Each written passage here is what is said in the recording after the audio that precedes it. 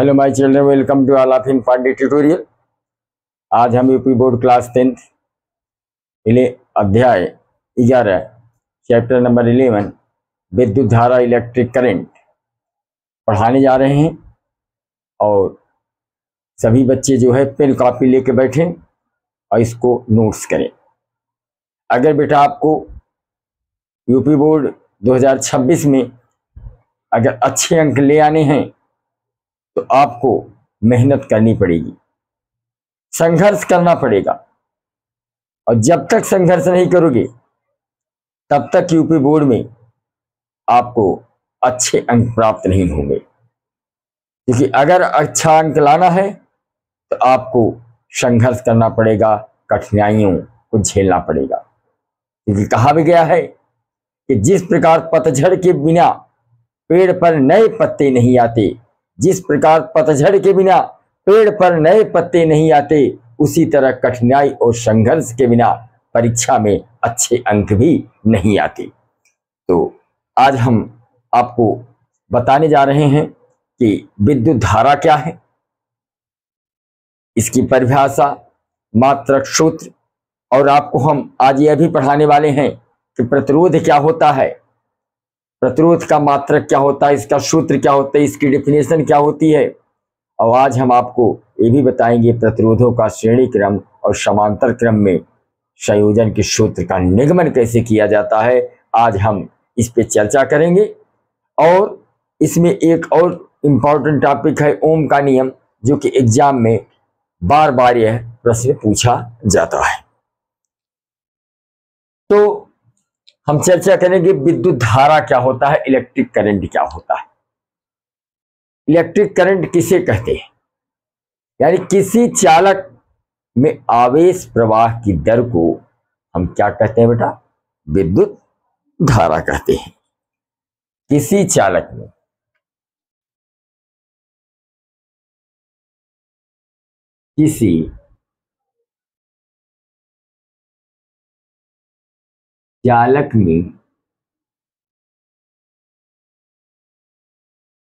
आवेश प्रवाह की दर को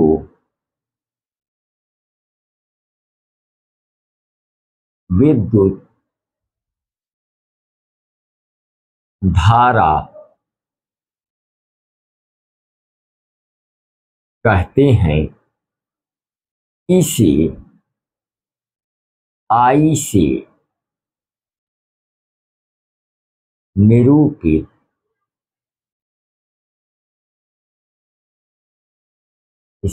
से निरूपित किया जाता है।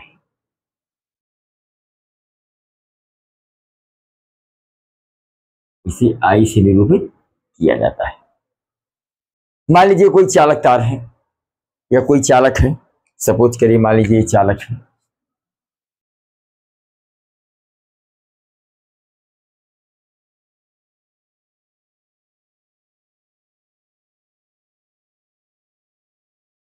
तो किसी चालक में एकांक समय में बेटा क्या कह लीजिए कि एकांक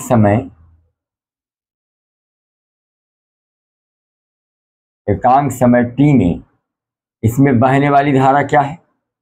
I है।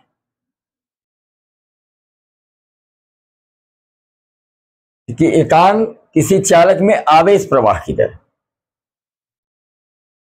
किसी चालक में आवेश प्रवाह की दर को हम क्या कहते हैं? विद्युत धारा कहते हैं। तो मान लीजिए एकांक समय में इसमें बहने वाला आवेश क्या है?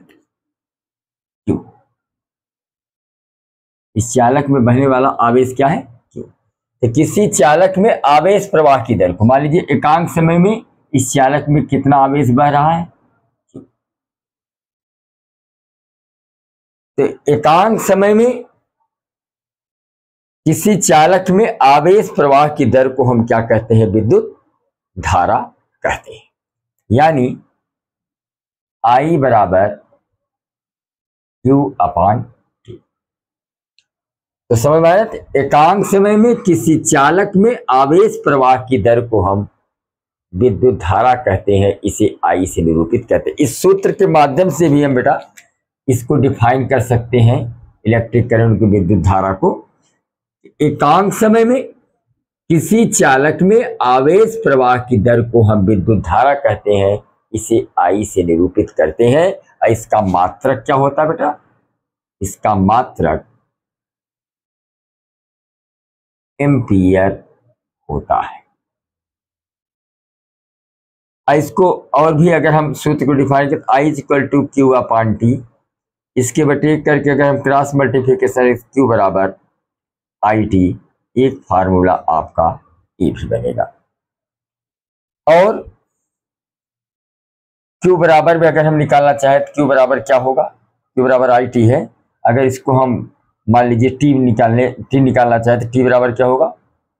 क्यू के अपॉन आई, एक फार्मूला आपका ये भी प्राप्त होगा। तो समझ गए ना?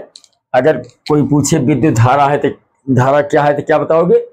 किसी चालक में आवेश प्रवाह की दर को, मान लीजिए एकांक समय में इस चालक में बहने वाला आवेश क्या है? क्यू है। तो किसी चालक में आवेश प्रवाह की दर को विद्युत धारा कहते हैं और इसे आई से प्रदर्शित करते हैं। अब जो है हम चर्चा करेंगे प्रतिरोध क्या होता है, रेजिस्टेंस क्या होता है, प्रतिरोध क्या होता है।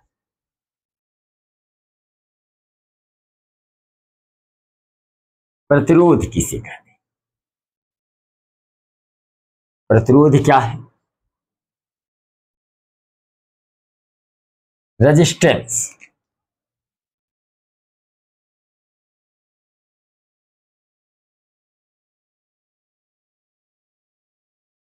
प्रतिरोध को अंग्रेजी में क्या कहते हैं बेटा?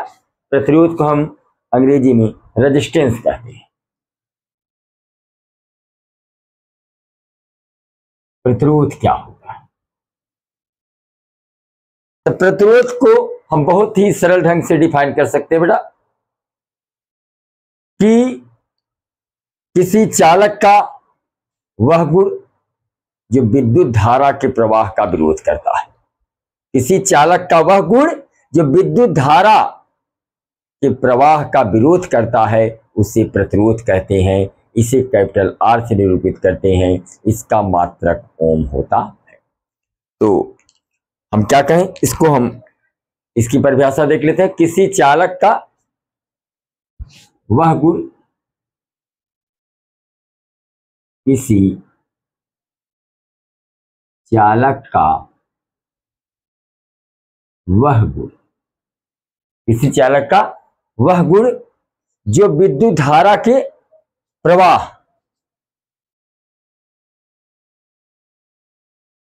जो विद्युत धारा की प्रवाह का, तो विद्युत धारा के प्रवाह का क्या करे? विरोध करे। प्रवाह का विरोध करता है, विरोध करता है, प्रतिरोध कहलाता है। प्रतिरोध कहलाता है। इसे कैपिटल आर से निरूपित करते हैं। इसे कैपिटल आर से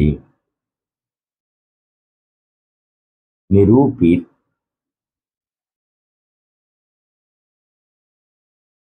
करते हैं। इसका मात्रक ओम होता है। इसका मात्रक ओम होता है। इसको हम ऐसे भी व्यक्त करते हैं, ओम होता है।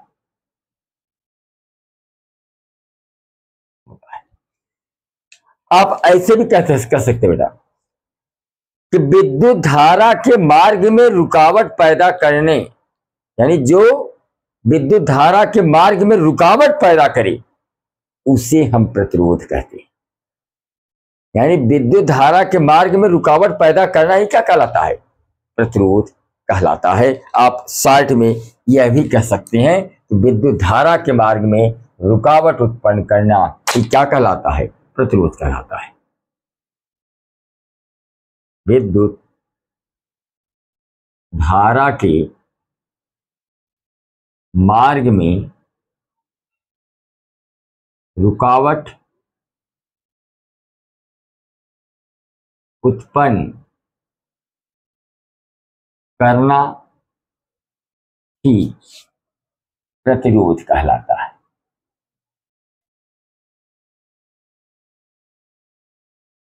प्रतिरोध कहलाता है। समझ गए? विद्युत धारा के मार्ग में रुकावट उत्पन्न करना ही क्या कहलाता है? विद्युत प्रतिरोध कहलाता है। अब जो है हम चर्चा करेंगे कि ओम का नियम क्या है। ओम का नियम क्या है? ओम ने क्या कहा? अगर किसी चालक की भौतिक अवस्था न बदले, यदि किसी चालक की भौतिक अवस्था न बदले तो चालक में बहने वाली धारा विभवांतर के अनुक्रमानुपाती होती है। यानी if any types of the conductor with physical value will be not changed, pressure, volume, temperature will be not changed to flow the current proportional to potential। अगर किसी चालक की भौतिक अवस्था न बदले तो चालक में बहने वाली धारा विभवांतर के अनुक्रमानुपाती होती है। तो ओम का नियम बहुत ही मोस्ट इंपॉर्टेंट है, एग्जाम में कई बार ये पूछा जाता है। ओम का नियम, ओम का नियम। ओम ने क्या कहा बेटा? ओम ने कहा यदि किसी चालक की भौतिक अवस्था न बदले। अब भौतिक अवस्था में क्या आएगा? ताप, दाब, आयतन, टेम्परेचर, प्रेशर, वॉल्यूम। यदि किसी चालक की भौतिक अवस्था न बदले, यदि किसी चालक की भौतिक अवस्था, भौतिक अवस्था में क्या क्या आएगा बेटा? भौतिक अवस्था में ताप, दाब, आयतन, ताप, दाब, आयतन। यदि किसी चालक की भौतिक अवस्था न बदले, यानी यदि किसी चालक की भौतिक अवस्था ताप, दाब, आयतन न बदले तो चालक में बहने वाली धारा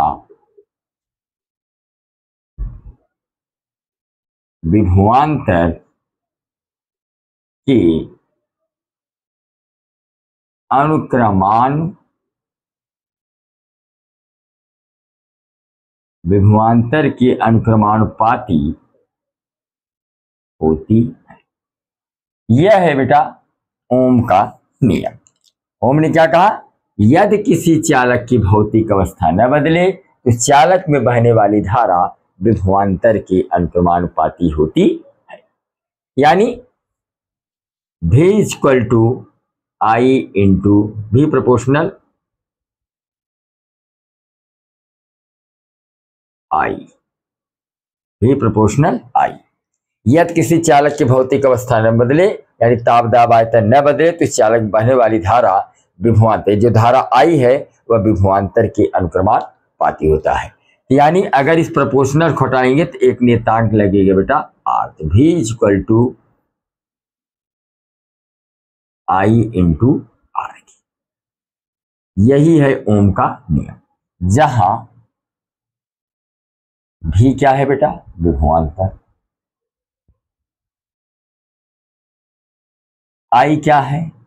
धारा। R क्या है? प्रतिरोध। तो समझ में आया ना कि यदि किसी चालक की भौतिक अवस्था ताप, दाब, आयतन न बदले तो इस चालक में बहने वाली धारा विभवांतर के अनुक्रमानुपाती होती है, यानी V प्रोपोर्शनल I के। जब एक प्रोपोर्शनल हटेगा तो एक नियतांक R लगेगा, यानी V equal to I into R या V equal to R into I।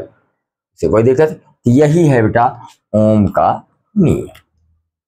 अब भी equal to I into R, अब आर बराबर एक और भी फार्मूला बन सकता है, आर इज इक्वल टू क्या होगा, वी अपान आई, और भी क्या होगा, आई बराबर क्या होगा, आई बराबर वी बटे आर, यानी ये भी फार्मूले बन सकते हैं। चलिए इसका स्क्रीनशॉट ले लीजिए। इसके बाद हम आपको बताते हैं कि श्रेणी क्रम में प्रतिरोधों का संयोजन कैसे करते हैं, इसके सूत्र का निगमन कैसे करते हैं।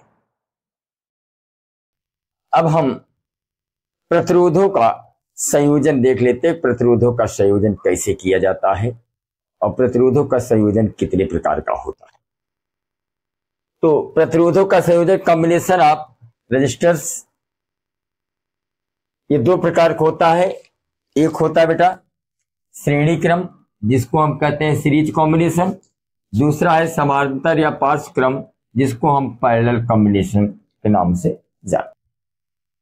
तो पहले हम चर्चा करते हैं कि श्रेणी क्रम में प्रतिरोधों का संयोजन। श्रेणी क्रम में प्रतिरोधों का संयोजन के सूत्र का निगमन।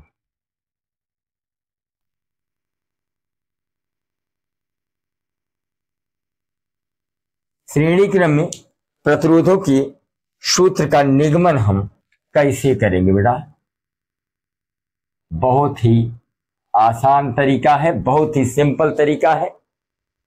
इसके लिए क्या करेंगे हम, माना तीन प्रतिरोध आप ले लीजिए, तीन प्रतिरोध,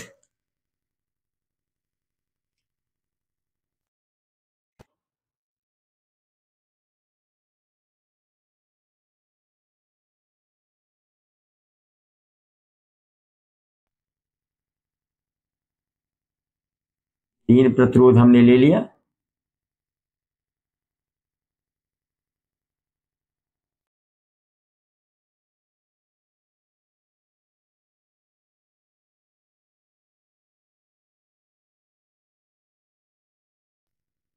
माना तीन प्रतिरोध क्रमशः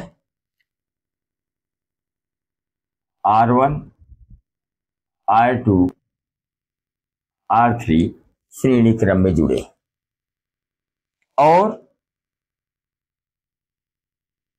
एक कुंजी है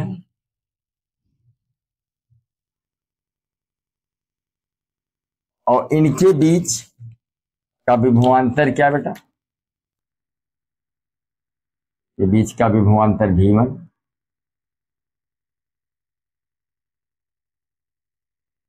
इनके बीच का विभवांतर V2 और इनके बीच का विभवांतर V3।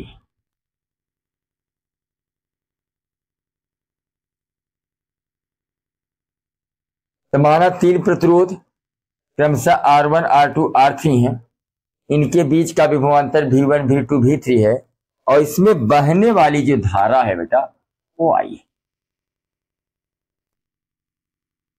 इनमें बहने वाली धारा क्या है और इनके बीच का टोटल विभवांतर हमने क्या मान लिया,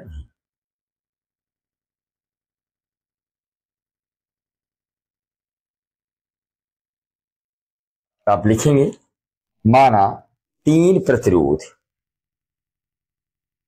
माना तीन प्रतिरोध, तीन प्रतिरोध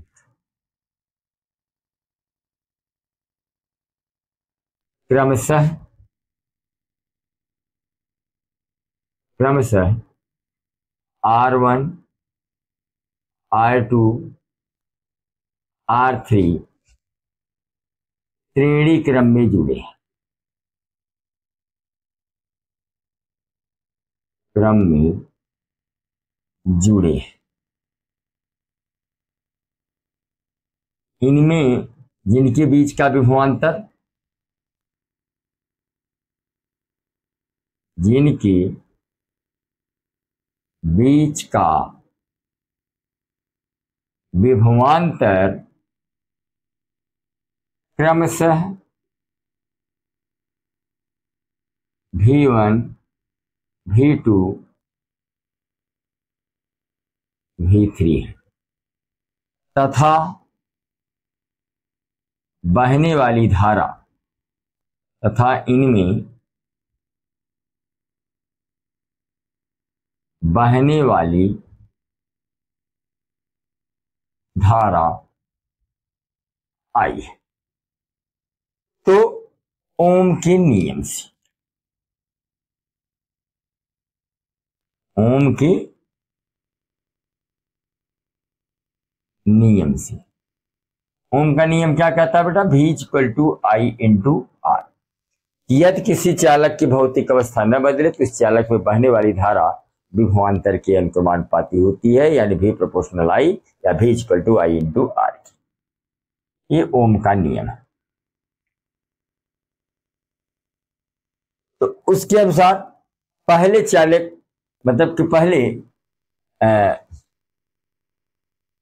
जो प्रतिरोध R1 है इसमें कितना विभवांतर होगा? V1 इक्वल टू हो जाएगा IR1। इसको क्या मान लेंगे? समीकरण 1 मान लेंगे। और V2 बराबर क्या हो जाएगा? दूसरे चालक में विभवांतर V2 बराबर क्या हो जाएगा? I into R2। इसको समीकरण 2 माना। और तीसरे चालक में विभवांतर क्या हो जाएगा? V3 बराबर I इंटू R3। इस समीकरण 3। तो ओम के नियम से इन चालकों के बीच उत्पन्न हम विभवांतर की गणना कर लेंगे। तो पहले चालक के पहले में विभवांतर क्या होगा, दूसरे में कितना होगा, तीसरे में कितना होगा? तो पहले में विभवांतर क्या हुआ? V1 इक्वल टू V1 लेंगे I इंटू R1, V2 लेंगे I इंटू R2 और V3 लेंगे I इंटू R3। V1 बराबर IR1, V2 बराबर IR2, V3 बराबर IR3। अब क्या करेंगे? समीकरण 1, 2, 3 को जोड़ने पर समीकरण 1, 2 और 3 को जोड़ने, तो बेटा बाएं तरफ का बाएं तरफ जोड़ लेंगे और दाएं तरफ का दाएं तरफ जोड़ेंगे। तो बाएं तरफ क्या? V1 V2 V3 है। तो V1 plus V2 plus V3 equal to क्या हो जाएगी? इधर IR1 plus IR2 plus IR3। अब इसमें क्या करेंगे बेटा हम? अब इसमें हम देख रहे हैं I सब में है, I यहां भी है, I यहां भी है, I यहां भी है। हम I क्या ले लेंगे? कॉमन। तो V, अब यहां पे आप जानते हैं कि V बराबर क्या होता है? टोटल विभवांतर क्या है? V है। तो अब V बराबर क्या होता है? क्योंकि V बराबर V1 plus V2 plus V3, इसलिए अब यहां पे हम V1 plus V2 plus V3 के स्थान पर क्या लिख देंगे? हम V लिख दिया। V इक्वल टू यहां पर हमने I कॉमन ले लिया। जब I कॉमन ले लिया तो I सब कट जाएगा, तो क्या बचेगा? R1 plus R2 plus R3। ये समझ में आएगा नहीं? क्योंकि V1 plus V2 plus V3 total अगर इन सारे विभवांतर को जोड़ लेंगे तो इस V के बराबर हो जाएगा, कैपिटल V के। यानी ये V1 plus V2 plus V3 के स्थान पर हमने क्या लिख दिया? केवल एक V लिख दिया।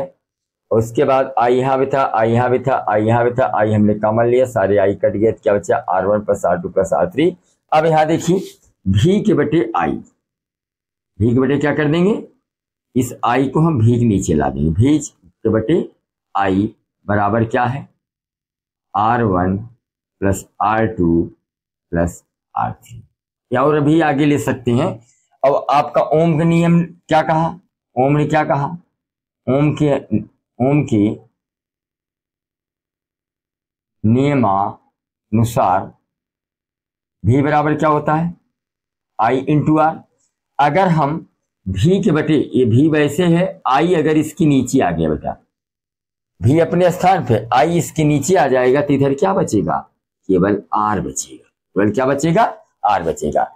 समझे ना, भी इक्वल टू आई आर होता है, ये भी अपने स्थान पे आई को ले आकर भी के बटे कर दिया तो इधर अकेला आर बचा, अर्थात जहां भी बटे आई है वहां हम क्या लिख सकते हैं, आर।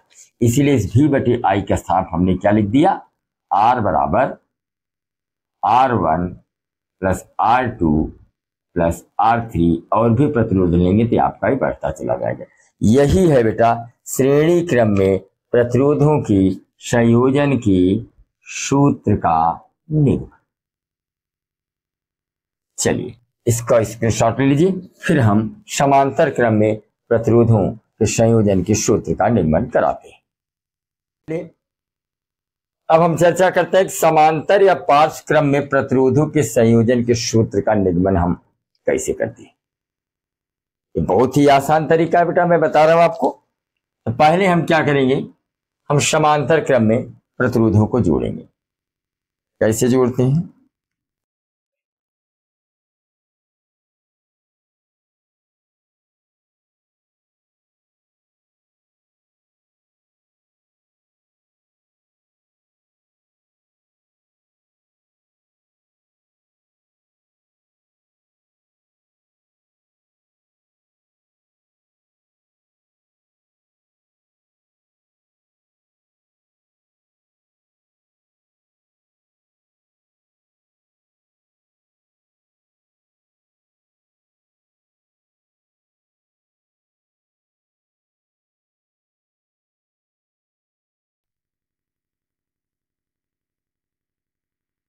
मान लिया 3 प्रतिरोध हैं,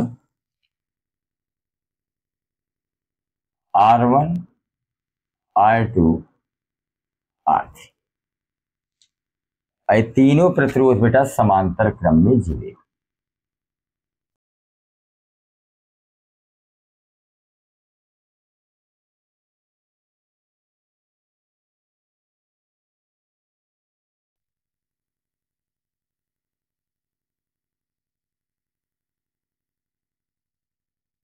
माना 3 प्रतिरोध हैं समांतर क्रम में जुड़े,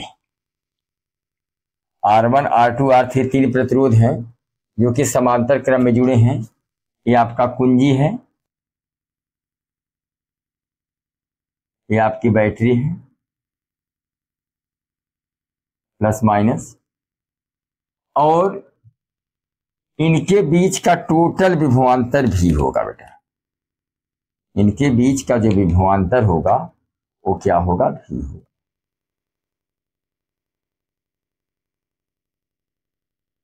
इनके बीच का विभवांतर भी होगा, और चूंकि ये समांतर क्रम में है इसलिए इनमें धाराएं भी क्या होगी, अलग अलग होंगी। इसमें धारा क्या होगी, I1, इसमें धारा क्या होगी, I2, और इसमें धारा क्या होगी, I3।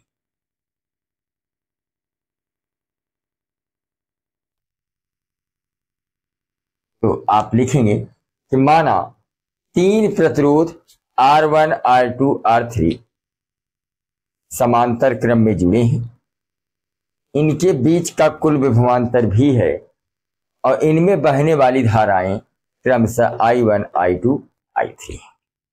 तो अब लिखेंगे माना 3 चालक या माना 3 प्रतिरोध,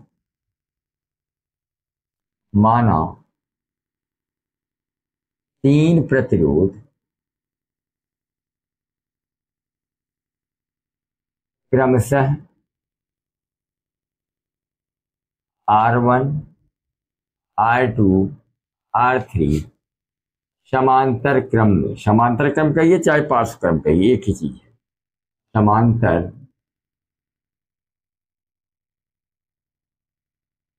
क्रम में जुड़े।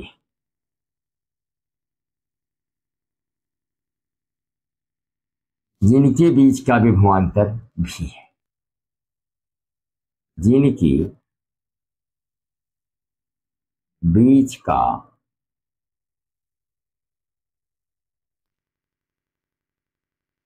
विभवांतर कितना बेटा, बीच का विभवांतर भी है तथा इनमें बहने वाली धाराएं क्रमशः I1, I2 तथा I3। तो ओम के नियम से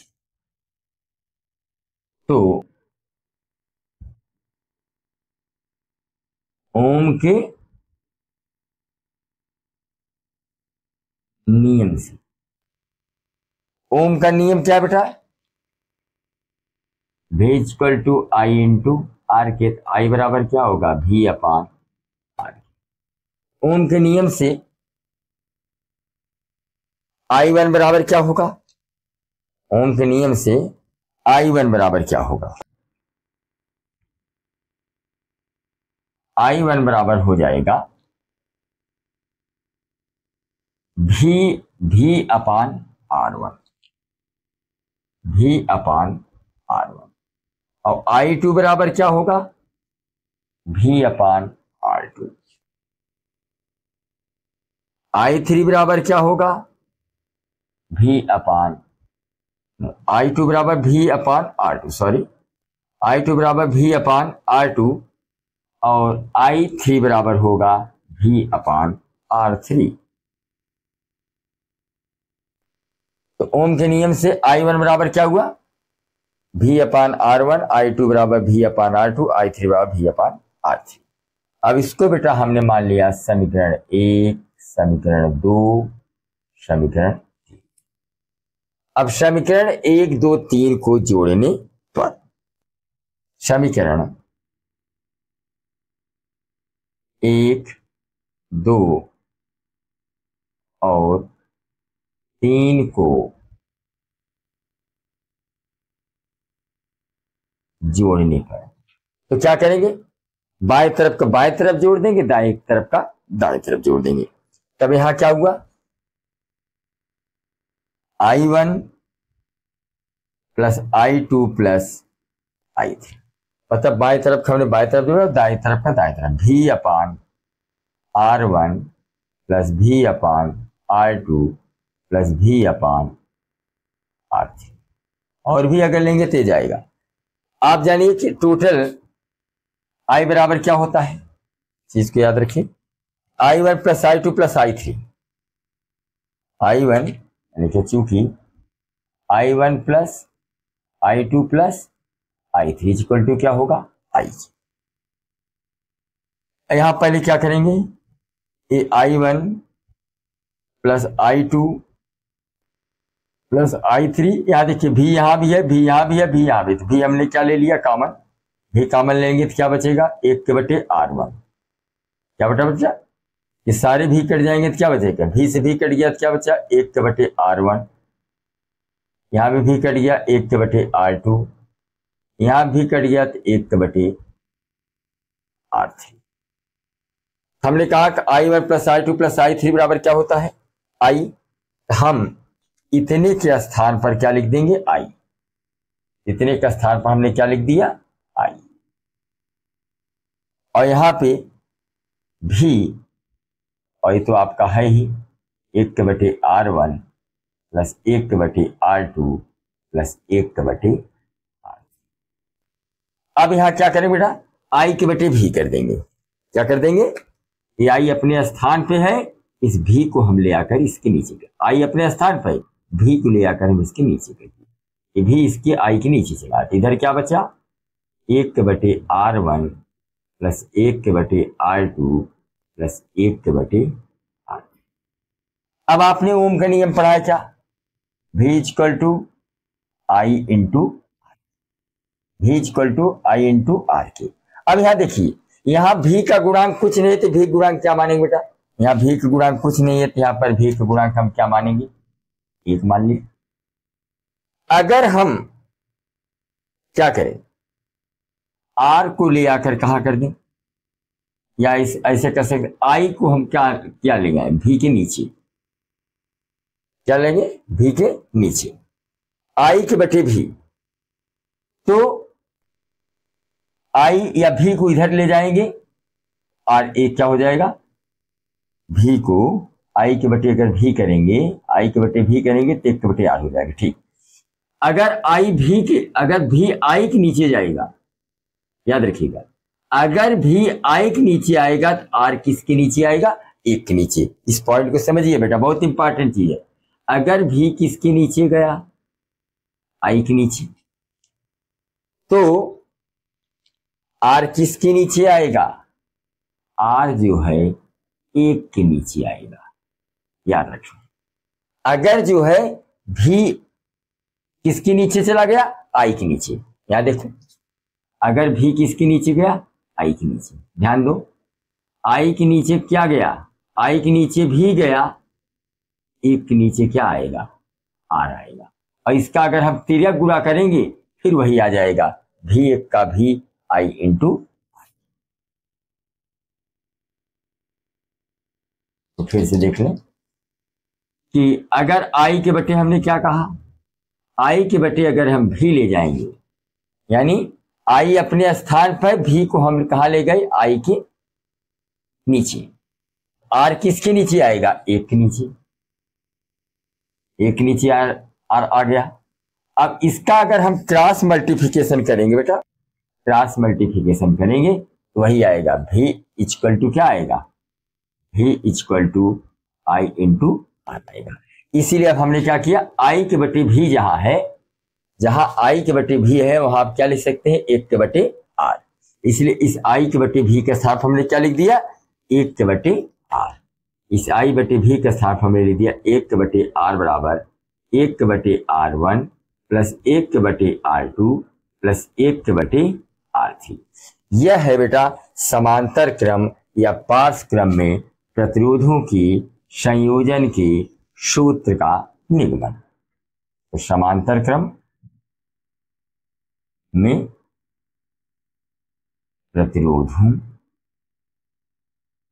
का सूत्र। तो चलिए इसका स्क्रीनशॉट ले लीजिए।